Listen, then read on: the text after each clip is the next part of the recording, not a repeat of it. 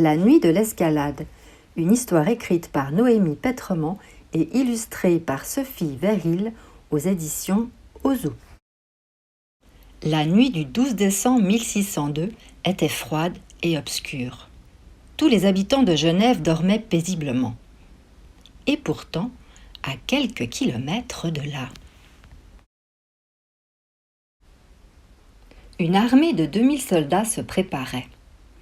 Depuis son château, Charles-Emmanuel Ier, le duc de Savoie, avait tout organisé.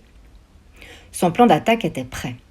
Ce soir, la ville de Genève lui appartiendrait.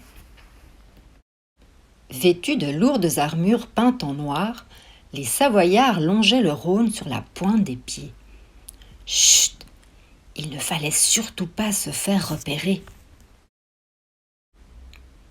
Arrivés devant les murs qui entouraient la ville, ils y appuyèrent de grandes échelles en bois. Les plus agiles se mirent à les escalader pour pouvoir passer de l'autre côté. Mais voilà qu'un Genevois, qui montait la garde près de la porte de la Monnaie, entendit soudain un bruit suspect. Il regarda en bas et, en les voyant, trembla d'effroi. Aussitôt, il tira en l'air un grand coup de fusil. Genève était en danger. La grosse cloche de la cathédrale Saint-Pierre se mit à sonner, puis celle de tous les clochers. Courageusement, tous les Genevois sautèrent hors de leur lit et sortirent défendre leur ville, même en chemise de nuit. La mère Royaume était alors en train de préparer une bonne soupe aux légumes.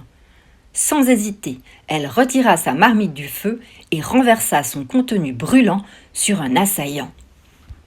Ne s'avouant pas vaincus, les Savoyards voulurent entrer dans la ville par la porte neuve. Heureusement, le vigile trancha la corde de la herse avec son épée. La porte se referma et l'armée du duc de Savoie s'en alla. Genève était sauvée.